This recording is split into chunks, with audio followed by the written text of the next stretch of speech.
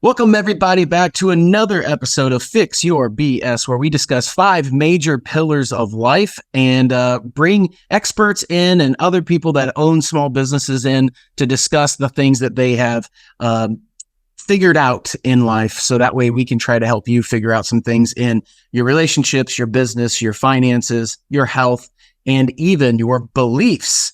And today I have an amazing guest, Dr. Ryan Stice, coming all the way from Illinois today. And he's going to talk a little bit about his business and some of the things that he has run into that he's been able to, improve or overcome in life in general. So thanks, Dr. Ryan, for being here. Really appreciate you taking some time. I know you're in between some patients, so we'll make it short, sweet, to the point to try to help some people out.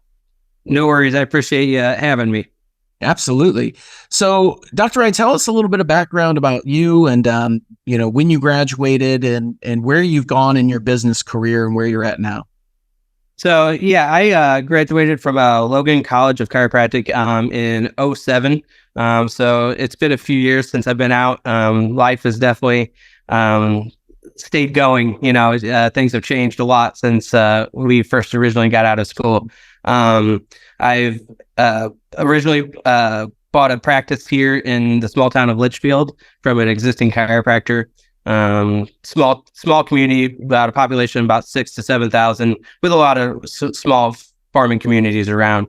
Been practicing here ever since. I got a beautiful family, two young boys who play ice hockey, 7 and 10. So they keep me busy as well. So, juggling family life and business life, it's always fun, So let's talk about a couple of different things. Number one, you acquired a practice. So tell me about that process and what things that you ran into or what things that you thought went smooth. So as a young chiropractor, fresh out of school, young, wet behind the ears, you get into business. You can either A, become an associate, B, buy an existing practice, or C, to start up your own. I did a little bit of associate work, didn't really like it too much. And I could have started up my own around my town, but there was a chiropractor on every corner. And, as a business aspect, you don't want to have as much competition as possible in any kind of business.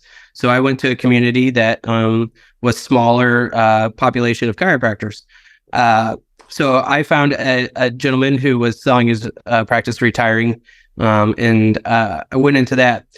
The biggest downfall is being young, and you don't want to say it, but people do take advantage of the situation. I could have got probably a better deal if I would have been a little bit more business savvy at that point. But you take your lashes and you go. Just so everybody knows, that is a common thing. I talk a lot to my coaching clients and groups, and we call that the dummy tax. And it has nothing to do with you individually. It's true. I've paid the dummy tax many times in my life, in my career. And it's simply because I didn't know what I didn't know. So if you had advice for somebody that's coming out of any schooling, I know you in the chiropractic and myself in the chiropractic world, but pretty much when we look at small businesses, people generally start a business because they know how to do a thing. In this instance, that's chiropractic, but it could be dentist, it could be a photographer, it could be a dance studio, it could be a plumber or electrician. It doesn't matter. Somebody knows how to do a thing and they go, I'm going to start my own business. Can you give anybody advice on avoiding that dummy tax, or at least, trying to... I would say the biggest thing is take emotion out of it. Because everybody wants to jump into it and get started in their career, and you kind of just, it's like buying a new car. You see that shiny new car and you're like, I want that one, and you just probably need to step back, evaluate the situation, and negotiate a little bit. There's always room for negotiations, and a lot of times somebody new coming out of school isn't going to negotiate very well. It's exactly what you said, the dummy tax. I think the biggest thing is to take the emotion out of it and look at the logical aspect of it all, and make sure it's the right deal for you at that time. I think that's the best. Yeah. That's great advice. Take the emotion out. When you have high emotion, you have low intelligence, So absolutely. I know a lot of people get out, and you probably were the same way. I know I was. and I was just rearing to go, and I was excited, and I was blinded by my excitement in certain aspects where it was like, it's fine, it doesn't matter. Well, it does matter. It does matter. It does. Yeah. So what are some things that you've learned from then till now? I mean, if you look at just owning a business, and you said you have 3 employees right now. Yeah. Yep. Okay. When I first got out of school, the biggest thing that I was aware of is, the thing is, we all have that aspect that we're going to go practice or have your business in the biggest city. You're going to have the biggest clientele, no matter if you start from fresh or buy an existing practice. But as you first become aware, it depends on your location and the people that you're treating in the surrounding community. You got to know your audience and know your patient basis. And that's what it took me a minute to embrace that and to flourish in that, So I realized that, I'm not in Chicago, I'm not in St. Louis, I'm in a farming community, and you got to treat people differently, and treat them with respect with any kind of patients, but it's a different style community. You got to realize that when you get into a certain practice, Yeah. What is looking at, you've been doing it how long now? I mean, 17 years ish. Yeah. Yeah. What is the hardest part of running a small business to you? The business aspect. There's 2 things with chiropractors or any kind of physician or anything like that. You got your A of what you went to school to be, and that was be a chiropractor, treat patients, do all that fun stuff. This just as well as I did. And when you go to Logan, they taught you how to become a great doctor, but they didn't teach you very much about business aspect of things. You hit the surface or the surface of the iceberg. You didn't get the rest of it. And as a young chiropractor and young person being in business, you kind of, like you said, you pay the dummy tax. You got to find those faults and stuff like that. Throughout the years, you have to find out what works and what doesn't work. And, it's hard to pinpoint one of those things at this moment, but I was going to ask if you had any aha moments where you went, oh, this was a moment that I remember of in my career. And I'll give you a little, if you don't have any right off the top of your head, I'm going to give you a little bit of a brain teaser, if you will.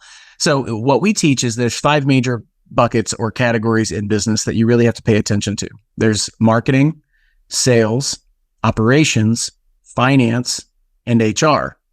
Of those 5, marketing, sales, operations, finance, and HR, which do you think is the hardest part in business? Oh man. I would say, personally speaking, it was sales for me, because I wasn't a salesman. I when you go into this profession, I wasn't here to sell. I wasn't selling myself. I didn't know how to do that at first. I was here to fix people's problems and to treat them. But at the end of the day, it's a business, and you got to figure out how to sell your product, your service, and stuff like that. And when you don't sell, then the finances hurt because of that. Marketing wasn't a big issue for me. So I don't have a really big HR issue as well, but those were my 2 biggest things that I had to overcome and learn how to. Yeah, just learning how to sell your service and sell yourself, and to make people aware that it is actually something that they need. Yeah, so it's interesting. If you had to say marketing or sales, and you had to choose one, which one was more important? Which one would you say is more important? More important. So in my location, I would say sales, but marketing in my location is a little different. A lot of what I do is more word of mouth. And being an established physician here, that's my biggest marketing thing, is word of mouth. And I don't do a ton of marketing because of that. It's, like I said, it's a very, very rural community. So I'd say sales is your biggest thing, Gotcha. Yeah, it's interesting. I've asked that question hundreds of times, to different people that own businesses. And, my perspective on that is marketing is more important, because if you don't have leads, then how can you sell to them? Right. Sales becomes the secondary thing, but selling is very important. And what I always explain to people, people have a bad association with the word sales or selling. I'm like, look, I'm not selling you anything that you don't need. All I'm trying to do is educate you to make it to where you understand the benefit of what I'm trying to do. And therefore you should take advantage of that, which is selling. Anyway, so as far as like HR stuff, hiring, and turnover, those type of things, do you have any issues in that, or have you learned from that in the past? Not really. I haven't had too much of an issue with that. Most of my my employees been long-term employees. I did for a brief moment there. I had to hire younger people for like my chiropractic assistant, and they were going to college. And so their scheduling didn't work out with my scheduling. And so, you had the rotation over that. And it's hard nowadays. It's hard to find people that want to work and work well. They want, their own rules, and it doesn't work that well. But I'm blessed right now. I got some amazing employees that they have my back, and so I've never had a huge issue with that. So, which is great. Yeah, that's great, because that's one of the most common things I hear from, like I said, students and other coaching clients, is that in business they go, it's hard to find good people. And you actually said that. You said it's hard to find, but it is. It's interesting that that's such a common belief. It's something that's been repeated for decades and decades and decades. It's hard to find good people, and one of the things that we teach is how to attract the right individuals to your company. Which is different than trying to hire someone. It's just an interesting, different perspective. So anyway, it's just something that I teach people a lot, is let's put a message out that what has people wanting to come and work with your company, as opposed to, hey, I need, to hire a front desk. I'm like, okay, well, we can be a little better at that, in order to attract the right people. Right. Was there anything that was unexpected in owning a business? Was there anything that you were like, holy cow, this was different than I thought? Yeah. I mean, the whole business aspect of it all. I mean, I know that's a broad spectrum, but like I said, when you become a chiropractor, you think, I'm going to go in there and everything's going to be ran for me, kind of thing. And you have to learn the ins and outs of the back office work, is what I like to call it, and learn how to do your billing, learn how to pay your bills, how to balance your books, how to make sure that you're, that everything is correct and that you're bringing in a profit instead of losing money, There's always growing pains with that as you first start out, but I had some good people that had been in the business for a while that kind of pushed me along with it. So, which worked out great, if it wasn't for some people that helped me out, I would have probably crumbled in that first year. Most businesses don't make it past their first or second year, so, if you do that, why do you think that is? I think it's because they take it for granted. They think that they have a product or service that everybody wants, and you hit it right on the head. It's marketing on most aspects, and they don't do it properly, and they expect people to come right through their doors without, just my phone. Like my phone, I put a number out there, but nobody's calling. Why is that? Plain and simple. You gotta get your name and number out there and have them call you. I think that's a lot of it. A lot of people don't understand that aspect of it all, and that's why they hurt themselves. And then they try to buy the best and newest things right off the get-go, make it state-of-the-art, go in debt, $200,000 right off the get-go, and then they can't pay their bills, and that's a pretty common issue. They think that this new state-of-the-art thing is going to draw all the people in. That's a very common thing. Like I was saying before we got going, most people that start a business know how to do a thing. Like, how to be a chiropractor. I was the same way. I knew how to be a chiropractor. Or sometimes it's a dentist, or it's a photographer, or it's a plumber, or it's an electrician, or whatever, a roofer. I know how to do this thing, and I'm going to start a business and be my own boss. But reality is that people know how to do a thing, and owning a business is a different skill set. It's a different thing.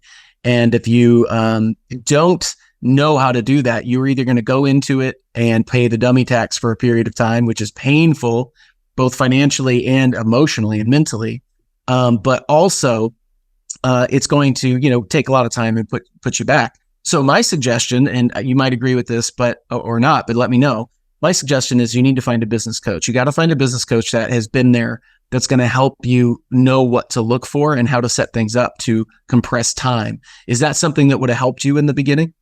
Oh, absolutely. Somebody that would have shot me the direction that I needed to be, and just, something I could bounce ideas off of, because I'll be like, hey, I have this practice that I'm interested in. It's X amount of dollars. What do you think would have been great? You'd be like, hold on, wait a second here. Maybe you have a different avenue that you could go down. Would have been a good approach. Now, mind you, I don't regret what I've done, but again, having somebody to, reel me back in a little bit would have been probably a good thing, because like you said, that dummy tax, it does hurt, those first few years, you're like, holy crap, I was not great at one point, Yeah, I wasn't bald either at one point. Right. That's true. I remember that. I actually had hair. Of course, I was when we were in school together, I was 19 to 23. 19 right. years old to 23 years old. And so after that, it went downhill pretty quick as far as hair going. And I think part of that was actually owning a business, trying to figure it all out, puts a lot of stress on your body. And it does. Yeah. If you had to do it all over again, what would you change? What would be different? Looking back and redoing some of the business decisions.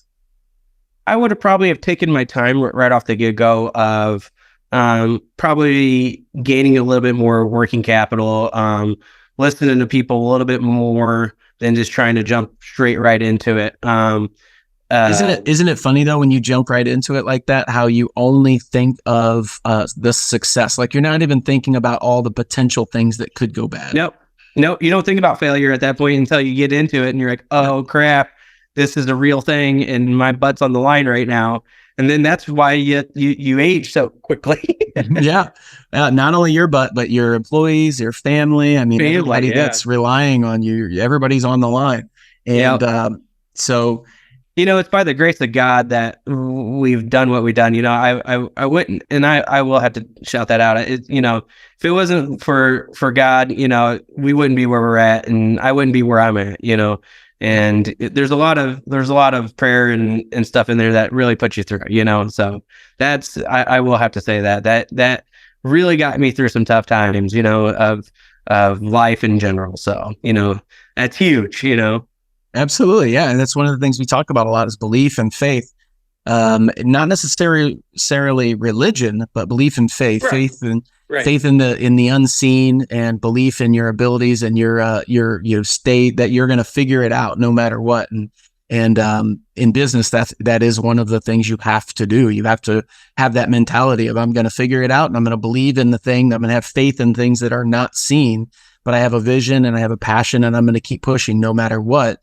I just know from my experience, I got a major improvement in my business and in my life and my financials as well, when I decided to learn from others who had already been there.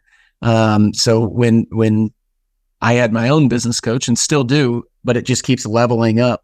And so that's why I'm able to help other people who have been where I've been. Just so you know, so I had a company for almost 15 years, and I had 2.5 employees, and we were doing about $300,000 a year. And I was like, okay, this is good, but I want to be able to do more and whatever.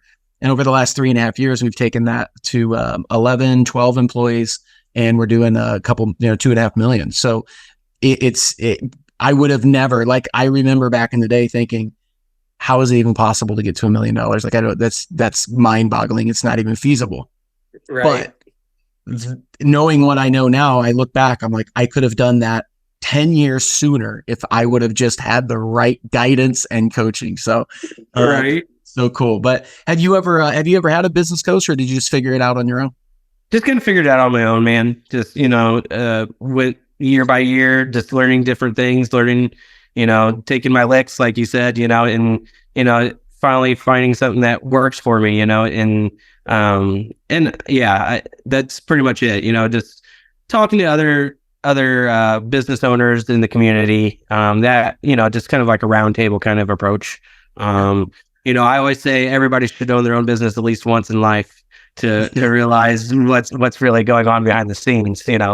Yeah, that's one of the things that we talk about in my managers meetings and stuff. It's like, man, I feel like, I'm not doing certain things enough or whatever. And they're like, we see all the stuff you do. It's fine. I'm like, yeah, okay, thanks. How important, you've mentioned this a couple times, but how important is your network?